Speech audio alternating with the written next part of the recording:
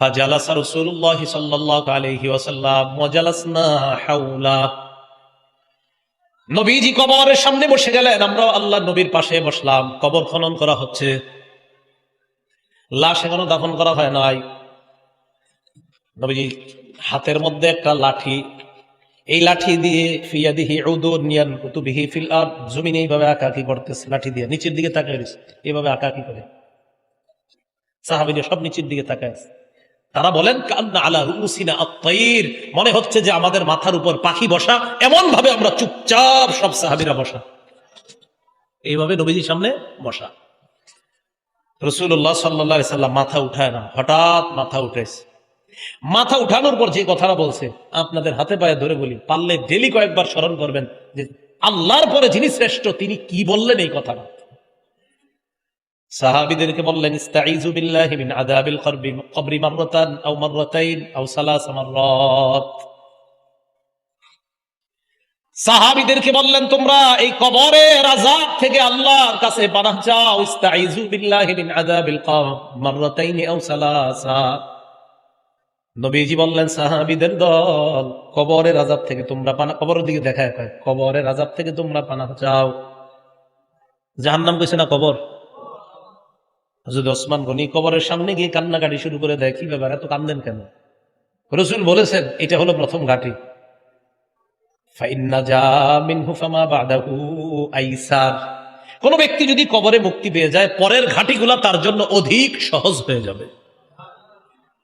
ওয়া ইল্লাম ইয়ানজু, আর কবরে যদি মুক্তি না পায় ফামা বাদাহু আশাদ, কবরে যদি মুক্তি না পায় পরের ঘাটিগুলো তার জন্য মজবুত হয়ে যাবে, কঠিন হয়ে যাবে। তাই আমি ওসমান কবর দেখলে কান্না শুরু করে দেই। নবীজি বললেন ইস্তাইযু বিল্লাহি মিন আযাবিল কবরি মাররাতাইন আও সালাসা, তোমরা কবরের আযাব থেকে পানাহ চাও, দুইবার বা তিনবার বললেন। এরপর আল্লাহ নবী বলেন ইমানদার বান্দার কাছে যখন মৃত্যু উপস্থিত হয়ে যায়, ইমানদার যখন আখিরাতের দিকে রওনা হয়, অসংখ্য অগণিত ফেরেশতা ইমানদারকে স্বাগত জানানোর জন্য, তার আত্মাটা স্বাগত জানানোর জন্য ওই মুমূর্ষ ইমানদারের কাছে উপস্থিত হয়ে যায়। আমরা বসে থাকি না পাশে গিয়া, খালা ফুফু সব গিয়ে বসে, মামা আত্মীয় স্বজনরা সব গিয়ে বসে থাকে। যদি ইমানদার হয়, খাঁটি মুমিন হয়, আমরা তো পাশে বসা, আমরা তো জানি না তার আশেপাশে অসংখ্য অগণিত ফেরেশতারা মাহুম কাফনুম মিন আকফানিল জান্নাহ ওয়া হানুদ, জান্নাতের সুগন্ধি আর কাফনের কাপড় নিয়ে অসংখ্য অগণিত ফেরেশতারা ওই ইমানদারের পাশে বসে যায়, তার আত্মাটাকে এই কাফনের কাপড়ে পেঁচায়া আল্লাহর কাছে নেওয়ার জন্য। একটু ভাবেন তো কিছুক্ষণের জন্য, আমরা সবাই, যে আমার মৃত্যুটা কেমন হবে। যদি ভাবেন যে আমার মৃত্যুটা কেমন হবে, এমন হবে তো যে কাফনের কাপড়ে, জান্নাতি কাফনের কাপড়ে পেঁচা উপরে নিবে। ভাবেন, খুব কঠিন ভাববেন যে আল্লাহ এমন হবে তো, যদি না হয় তাহলে তো আমি ধরা খেয়ে গেলাম। আসার পর সবাই বসে থাকে, হাদিসের মধ্যে আসছে তার আশেপাশে বসবে কতটুকু, মাদ্দা বাসরিহি, তার দৃষ্টি যতটুকু পর্যন্ত যায় মুমূর্ষ ইমানদারের, ততটুকু পর্যন্ত দুইটা সারি হয়ে ফেরেশতারা বসেছে। সুম্মা জাআহু মালাকুল মাউত ইনদা রাসিহি, এরপর মালাকুল মাউত তার মাথার কাছে আসে। মালাকুল মাউত বলেন কে? এটাই বলবেন এখন থেকে সবাই, এটাই বলবেন, বলবেন মালাকুল মাউত। বলেন আত্মা নেয় কে? আবার বলেন আত্মা নেয় কে? এটাই বলবেন। ফালিয়াতাওয়াফাকুম মালাকুল মাউতিল্লাযী বুক্কিলা বিকুম, তোমাদেরকে মৃত্যু দেয় যে মালাকুল মাউত, মৃত্যুর ফেরেশতা, আল্লাযী বুক্কিলা বিকুম, যাকে তোমাদের জন্য নিযুক্ত করা হয়েছে। বলেন মালাকুল মাউত কে? তো তিনি এসে যায়, উপস্থিত হয়ে যায়, মাথার কাছে বসে। বসার পর ওই ইমানদার বান্দার আত্মাকে সুন্দর করে বলে আইয়াতুহান নাফসুল হামিদা, হে প্রশংসনীয় আত্মা, উখরুজি, তুমি সুন্দরভাবে বের হয়ে আসো। উখরুজি ইলা রাহিল ইলা রিদওয়ানিল্লাহ ইলা মাগফিরাতিন মিনাল্লাহি ওয়া রিদওয়ান, বের হও সুগন্ধির দিকে, আল্লাহর সন্তুষ্টির দিকে। ওয়া মাগফিরাতিন মিনাল্লাহ, আল্লাহ তোমারে মাফ করে দিয়েছে। আত্মাটা আস্তে আস্তে বের হয়। নবীজি বলেন, আচ্ছা না থাকলে নেই, না থাকলে নেই, একটু দেখানোর জন্য আর কি। সেইলু কামা তাসিলুল কতরাতু মিন ফিস সিকা, এই দেখেন গ্লাসের পানির ফোঁটা, শেষের ফোঁটাগুলো আস্তে আস্তে পড়ে না, একটু একটু থাকলে। তাসিলু কামা তাসিলুল কতরাতু মিন ফিস সিকা, পানির ফোঁটাগুলো যেমন আস্তে আস্তে সুন্দরভাবে বের হয়, ইমানদারের আত্মাটা মালাকুল মাউত সুন্দরভাবে বের করে নেয়। খুব সুন্দর। এবার বলেন তো, সামনে যারা বসা তাদের কাছে কি আছে? জান্নাতের কাফনের কাপড়, সুগন্ধি। তো বের করার পর ইমানদারের আত্মা তো এরাও মানে খুব খুশিতে আছে, আরে আমগো কাছে দাও, তুমি এতক্ষণ রাখা লাগে? চোখের পলক পরিমাণও মালাকুল মাউত আত্মাটা রাখতে পারে না। ইমানদারের আত্মা তো অন্যান্য ফেরেশতারা কয়, আরে দেন, তাড়াতাড়ি দেন। জান্নাতের কাফনের কাপড় দিয়ে পেঁচায়া ইয়াসাদুনা বিহি ইলাস সামা, আসমানের দিকে রওনা হয়। হাদিসের বর্ণনা, আত্মা আসমানের দিকে নিয়ে যখন রওনা হয়, যতগুলা ফেরেশতাদের সামনে দিয়ে আত্মা বহনকারী ফেরেশতারা যায়, সমস্ত ফেরেশতারা ওই আত্মা বহনকারী ফেরেশতাদেরকে স্বাগত জানায় আর বলে, যাও যাও, উপরের দিকে যাও। আরেকটু আছে, বলে এটা কার আত্মা? ইমানদাররা জবাব দেয়, ফুলান ইবনু ফুলান। এটা হুজুর আপনার এলাকার নাম জানি কি? আচ্ছা, বড়নগর সোনারগাঁ, সোনারগাঁ নারায়ণগঞ্জ অমুকের সন্তান, অমুকের আত্মা। সুন্দর একটা নাম বলে, যে নামে মানুষ দুনিয়াতে আপনাকে ডাকতো, এমন সুন্দর নামে বলবে এটা অমুকের সন্তান, অমুকের আত্মা, একদম নাম সহ বলবে এটা অমুকের আত্মা। ওই যে অমুকে নারায়ণগঞ্জের আব্দুর রহিমের ছেলে আব্দুর রহমানের আত্মা নিয়ে আল্লাহর কাছে যেতেছে। তো ঘটনা হলো, তোমরা কেমনে জানলা এনে যে ইমানদারের আত্মা খোলা না তো পেছান? এরা জানলো কেমনে এখানে যে ইমানদারের আত্মা? এরা বলবে, এই আত্মা থেকে এমন সুগন্ধি বের হয়েছে, যেই সুগন্ধির কারণে আমরা বুঝতে পারছি এটা ইমানদারের আত্মা। এত সুন্দর ঘ্রাণ পৃথিবীর অন্য কোন ঘ্রাণের মধ্যে আমরা পাইনি। বলছিলাম, চিন্তা করেন যে আমার আত্মাটা আসলে কি হবে। প্রথম আসমানে যায়, এইভাবে আসমান করতে করতে যতগুলো আসমান আছে সব আসমানের ফেরেশতারা স্বাগত জানায়। একদম উপরের আসমানে যাওয়ার পর আল্লাহ পাক রব্বুল আলামিন বলে, থামো, উকতুবু কিতাব আবদি ফি ইল্লিয়িন। আমার যেই বান্দার আত্মা তোমরা নিয়ে আসছো, এই বান্দার আমলনামা ইল্লিয়িনের মধ্যে তোমরা লিপিবদ্ধ করে দাও। জান্নাতি একটা জগতের নাম হলো ইল্লিয়িন, এই ইল্লিয়িনের মধ্যে বান্দার আমলনামা লিপিবদ্ধ করে দাও। বুঝছেন? দেহ কই? দেহ জমিনে, আত্মা উপরে, দেহ জমিনে। এখন দেহরে আমরা কবর দিব। তো দেহটারে যখন কবরের কাছে নিয়ে যাবো আমরা, আরো ফেরেশতারা কবর পর্যন্ত দাঁড়ায় আছে, হযরতকে স্বাগত জানায় জানায় কবরে নিয়ে যায়। ইমানদার তো কবরের মধ্যে রাখার পর আত্মা কই? এবার আত্মা আল্লাহ ফিরিয়ে দিবেন, যাও তার দেহের মধ্যে ঢুকায় দাও। এখন তো ফেরেশতা আসবে দুজন। ফায়াতিয়ানিহি মালাকান ফায়ুকঈদানিহি ওয়া ফি রিওয়ায়াতিন ফায়ুজলিসানিহি। দুই ফেরেশতা তার কাছে আসবে, আসার পর তাকে বসাবে, বসানোর পর বলবে, মান রব্বুকা, এই রবকে? জবাব দিবে, রব্বি আল্লাহ, আমার রব হলো আল্লাহ। বলেন না, রবকে? আল্লাহ। মোহাম্মদের সাথে বলেন আল্লাহ। আরেকটু সুন্দরভাবে বলেন আল্লাহ। এরকম শব্দ আছে আর? ওয়ামা দীনুকা, তোমার ধর্ম কি? জবাব দিবে, দীনি আল ইসলাম, আমার ধর্ম হলো ইসলাম। ওয়ামান হাদার রাজুলুল্লাযী বুইসা ফীকুম, এই মানুষটাকে, যে মানুষটা তোমাদের মাঝে নবী হিসাবে প্রেরণ করা হয়েছে, চিনুনি?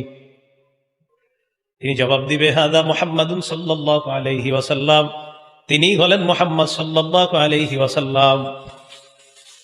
এই কথা বলার পর আল্লাহ বলবে, এই প্রশ্ন করার দরকার নেই।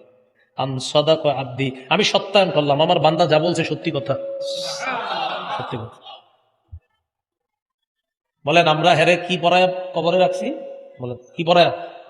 নাকি পাঞ্জাবি কাফনের কাপড়? আল্লাহ পাক রব্বুল আলামিন বলবেন, এক কাজ করো, আফরিশুহু মিনাল জান্নাহ, বান্দা মাটির মধ্যে কেন থাকবে? কবরের মধ্যে জান্নাতের বিছানা বিছায়া দাও। ওয়ালবিসুহু মিনাল জান্নাহ, মানুষ কি একটা কাপড় দিয়ে দিছে, জান্নাতের পোশাক পরায়া দাও।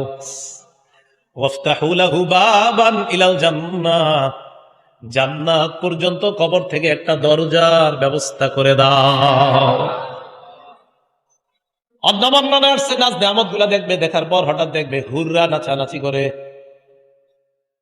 এর মন চাইবে ধরতে, থামো, নাম কানাউমাতিল আরুস লা ইউকিজুহু ইল্লা আহাব্বা আহলিহি। ঘুমাও, বাসর রাতের দুলার মতো ঘুমায় থাকো। এখন না, তোমাকে তোমার প্রিয়তমা যেমন জাগ্রত করেছিল, এখানে তোমার প্রিয়তমা নাই, আমি আল্লাহ তোমাকে জাগ্রত করব। কি ভাই বুঝে আসতেছে? নবীজি হাদিস কই বৈশা বলতেছে, ভুলে গেছেন? কবরের সামনে, ওই যে ভুলে এই কবরের সামনে, ওই যে সাহাবীদেরকে বলতেছে তোমরা এই কবরের আযাব থেকে বানা চাও। হাদিস শেষ হয়নি তো, ওই লাঠি হাতে নিয়ে, মনে আছে না? এবার নবীজি বলেন, আল্লাহ হেফাজত করেন, বলেন আমিন। ওয়াইন্নাল ফাজিরা, পাপাচার বান্দা, ইযা কানা ফি ইকবালি মিনাল আখিরা, আখিরাতের দিকে যখন রওনা করবে, জাআতহু মালাইকাতুন সুদুল ওয়ুজুহ, কালো কালো চেহারা বিশিষ্ট ফেরেশতারা আসবে, ভয়ঙ্কর রূপ নিয়ে আসবে। আসার পর হাত্তা ইয়াজলিসু মাদ্দা বাসারিহি, তার দৃষ্টি যতটুকু যায় তার সামনে বসবে, সাথে থাকবে সালার চটের মতো কিছু একটা, নাউজুবিল্লাহ বলেন, ভয়ঙ্কর কিছু। বান্দা তাকাবে, ভয় পাইতে থাকবে, হাত্তা জাআহু মালাকুল মাউত, মৃত্যুর ফেরেশতা তার কাছে আসবে, নাম জানি কি? মালাকুল মাউত আসার পর হাত্তা ইয়াজলিসু ইনদা রাসিহি, মাথার কাছে বসবে, দেখলেই ভয় পাবে আর বলবে আইয়াতুহান নাফসুল খাবিসা, হে খারাপ আত্মা,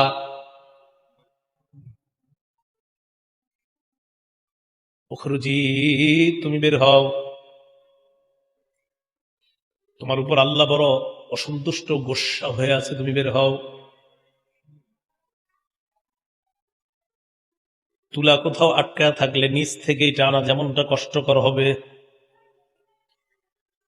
আপনার প্রতিটা বসনের গোড়ায় গোড়ায় সুই ঢুকাইলে যেমন কষ্ট অনুভব হবে, ভয়ঙ্কর কষ্ট, এইভাবে কষ্ট হবে, ভয়ঙ্কর কষ্ট চলতে থাকবে। আত্মাটা পাপাচারের ভিতর থেকে বের হবে, বের হওয়ার পর গন্ধে টিকতে পারবে না, সামনে যারা তাড়াতাড়ি বলবে আত্মাটা দাও। চট জাতীয় কিছু একটা ভয়ঙ্কর কোন একটা জিনিস নিয়ে আসছে, ওইটার মধ্যে তার আত্মাটা নিবে, নেওয়ার পর পেঁচাবে, পেঁচানোর পর যখন রওনা করবে ফেরেশতারা বলবে কার আত্মা, গন্ধে টিকতেছি না, শোনো।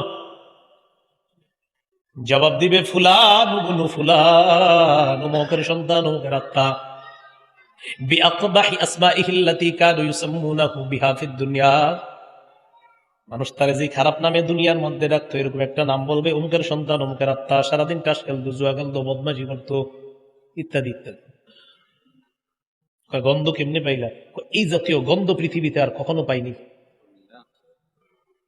এই দুই আত্মা নিয়ে আজকে থেকে ফিকিরে লেগে যান। এটা ইমানদারের আত্মা, এটা পাপাচারের আত্মা। লম্বা হাদিস নবীজি শোনাই দিতেছে কবরের সামনে বসে। আকাশের দিকে রওনা করার পর আল্লাহ পাক রব্বুল আলামিন বলবে দরকার নাই, আসমানে ঢুকাই দরকার নাই, যা উক্তবু কিতাব আবদি ফি সিজ্জিন, আমার এই বান্দার আমলনামা জাহান্নামী একটা এলাকা আছে সিজ্জিন, ওই সিজ্জিনের মধ্যে লিপিবদ্ধ করো। দেহটা কবরের মধ্যে রেখে আসলাম, বাসতলায় রেখে আসলাম, আসার পর আত্মাটা তার দেহের মধ্যে ঢুকবে, ফায়াতিয়াবিহি মালাকান, দুই ফেরেশতা আসবে, ভয়ঙ্কর রূপ নিয়ে আসবে। চোখগুলা চুলগুলা দেখলেই বান্দা ভয় পাবে। বসানোর পর প্রশ্ন করবে মার রব্বুকা, তোমার রবকে? জবাব দিবে হা হা লা আদরি, জানি না। ওমা দিনুকা, হা হা লা আদরি, জানি না। নবীরে চিনোনি? না না জানি না। ফেরেশতারা বলবে আলাম ইয়াতিকুম নাযীর, সতর্ককারী কি আসে নাই? আলেমরা কি সতর্ক করে নাই? করছে, ফাকাজ্জাবনা, মিথ্যা মনে করছি সব। আল্লাহ বলবে এটা আর প্রশ্ন করা দরকার নাই, আনকাযাবা আবদি, মিথ্যা কথা বলছে সব। আফরিশুহু মিনান নার, কবরে জাহান্নামের বিছানা বিছায়া দাও। আলবিসুহু মিনান নার, জাহান্নামী পোশাক পরায়া দাও। ওয়াফতাহু লাহু বাবান ইলান নার, জাহান্নাম থেকে পর্যন্ত একটা দরজা খুলে দাও। ফায়াতিহা মিন সামুমিহা ওয়া হামুমিহা, জাহান্নাম থেকে উত্তপ্ত হাওয়া তার কবরের মধ্যে ঢুকতেছে। কবরের মধ্যে ঢুকার পর কবরের অবস্থাটা এমন হয়ে যায়, লাহুম মিন জাহান্নামা মিহাদ, ওয়া মিন ফাওকিহিম গাওয়াশ, নিচেও আগুনের বিছানা, উপরেও আগুন আর আগুন, চারদিকে আগুন আর আগুন। ও বরন্ত হঠাৎ তাকায় দেখবে একজন লোহার একটা ঝান্ডা নিয়ে দাঁড়ায় আছে, একটা আঘাত করবে। আল্লাহ নবী বলেন ইয়াসিহু সাইহাতান লা ইয়াসমাউহা ইল্লা সাকালাইন, এত জোরে একটা চিৎকার দিবে, তার চিৎকারের আওয়াজ জিন ইনসান সারা অন্য যত হাইওয়ান জানোয়ার প্রাণীরাও তার আওয়াজ শুনতে পাবে। নবীজি বলেন ইস্তাইযু বিল্লাহি মিন আযাবিল কবর, এই তোমরা এই কবরের আযাব থেকে মানা চাও। এতক্ষণ যে কবরের বিষয়ে তোমাদেরকে বললাম, নবীজি বলেন এই কবর থেকে মানা চাও। হাত্তা যুরতুমুল মাকাবির, কবরে যাওয়া পর্যন্ত চলতেই থাকবে, আমার আমার আমার আমার আমার, কবরে যাওয়া পর্যন্ত বাস চলতেছে। قال رسول الله صلى الله عليه وسلم لا يزال قلب الكبير شابا في اثنتين, বুড়া মানুষের অন্তর দুই ক্ষেত্রে খালি যুবক হয়, দুই ক্ষেত্রে শুধু যুবক হয়। এক নাম্বার ফি হুব্বিল মাল, সম্পদের ভালোবাসা।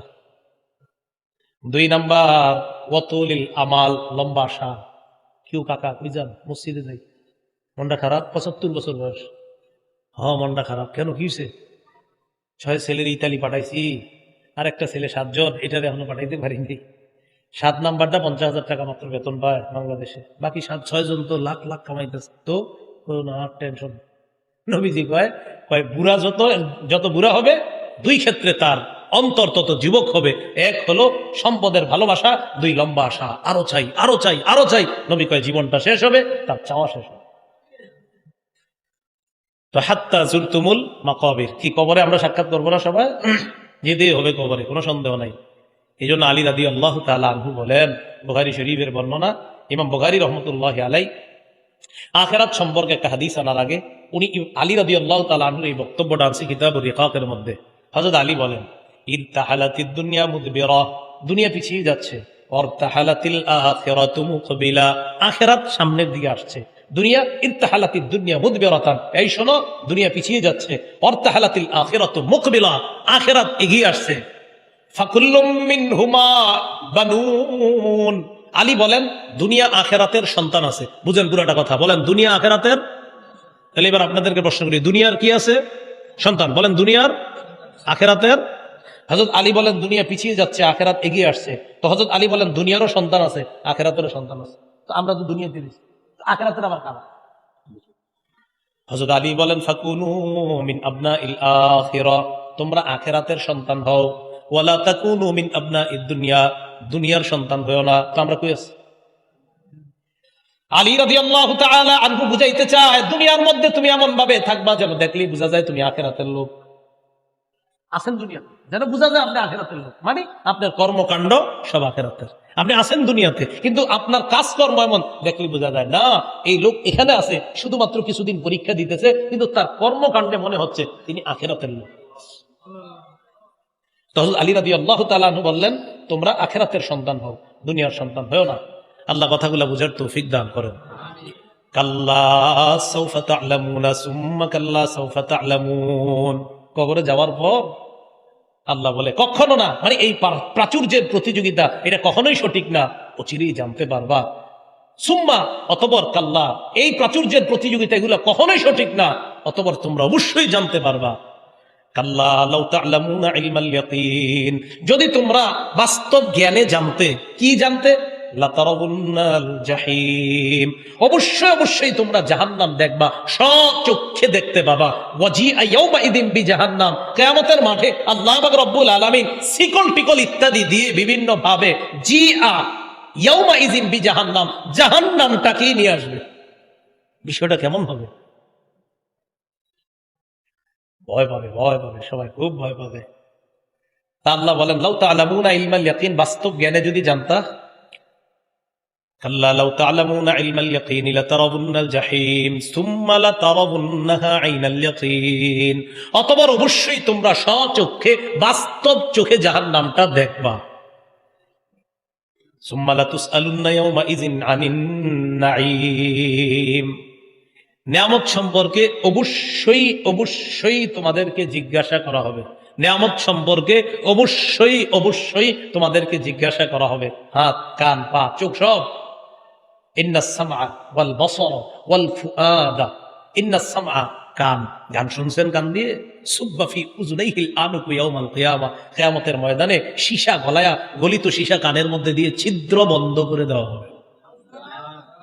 ওয়াল বসর, চোখ, ওয়াল ফুআদা, অন্তঃকরণকে জিজ্ঞাসা করা হবে। কুল্লু উলাইকা কানা আনহু মাসউলা, সবগুলাকে জিজ্ঞাসা করা হবে। আল্লাহ পাক রব্বুল আলামিন বলেন শুধু জিজ্ঞাসা করা হবে এমন না, এরা চুপ থাকবে না। না, সূরা নূরের 24 নম্বর আয়াতে বলেন ইয়াউমা তাশহাদু আলাইহিম আলসিনাতুহুম ওয়া আইদিহিম ওয়া আরজুলুহুম বিমা কানু ইয়ামালুন, তাদের চোখ, তাদের জিহ্বা, তাদের হাত, তাদের পা, এগুলা সাক্ষী দিয়ে দিবে শেষ কি কি করেছে। তাহলে প্রাচুর্যের প্রতিযোগিতা আমাদেরকে যেন আখিরাত ভুলিয়ে না দেয়। দুনিয়াতে সম্পদ কামাই করা দোষের না, তবে সেটা দোষের যদি সম্পদ আখিরাতকে ভুলায় দেয়। সম্পদের মালিক হওয়াটা দোষের না, কোটি টাকার মালিক হওয়া দোষের না, 1 টাকার মালিক হওয়া দোষের যদি ওই 1 টাকা আপনারে আল্লাহ ভুলায় দেয়। 1 কোটি টাকার মালিক হওয়া দোষের না যদি ওই 1 কোটি টাকা আপনাকে আল্লাহ না ভুলায়। বুঝলেন? 1 কোটি টাকা আল্লাহ যদি না ভুলায়, সুন্দর মাশাআল্লাহ, কোটি টাকার মালিক হয়েছেন, আপনি যাকাত দিচ্ছেন, আপনি সদকা করছেন, আপনি দান করছেন, আপনি আল্লাহকে ভুলছেন না, আপনি 5 ওয়াক্ত নামাজ পড়ছেন, আপনি হজ করছেন, কোটি টাকার মালিক হওয়ার পরেও দেখতে দেখা যাচ্ছে আপনি কোটি টাকার মালিক, কিন্তু আপনি আখিরাতের ফিকির, আপনি সন্তান আখিরাতের। হ্যাঁ, 2 টাকা কামাই, কিন্তু এই 2 টাকা কামাইও আমি গাঁজা খাই, 2 টাকার গাঁজা খাই, কামাইতেছে 10 টাকা, 10 টাকারই গাঁজা খাচ্ছে। কাজটা কি দুনিয়ার হলো নাকি জাহান্নামী হলো? জাহান্নামী কাজ হলো, খারাপ কাজ। তাহলে এই 10 টাকা এটাও আপনার আখিরাতের হচ্ছে না। বুঝাইতে চাইলাম 10 টাকা এটাও যদি আখিরাতের জন্য হয়, 10 কোটি টাকা এটাও যদি আখিরাতের জন্য হয়, ভালো কথা। কিন্তু 10 টাকা যদি এটা যদি জাহান্নামী কাজে হয়, 10 কোটিও যদি জাহান্নামী কাজে হয়, যেটা আল্লাহ থেকে আপনাকে ভুলিয়ে দেয়, এটা দোষের। এটা আল্লাহ বললেন আল্লাহু মুত্তাকাসুর, তোমাদেরকে প্রাচুর্যের প্রতিযোগিতা আল্লাহ থেকে ভুলাইয়া দিছে। অন্য আয়াতে যে বলে দিছে, শোনো তোমাদেরকে যেন আমি আল্লাহর স্মরণ থেকে তোমাদের সম্পদ আর সন্তানরা ভুলিয়ে না দেয়। এতে বোঝা যায় সন্তান হওয়া দোষের না, সম্পদ হওয়া দোষের না। দোষ হলো যদি সন্তান সম্পদ হওয়ার পর বান্দা আল্লাহকে ভুলে যায়। ভাই কথাগুলা কি বুঝে আসছে?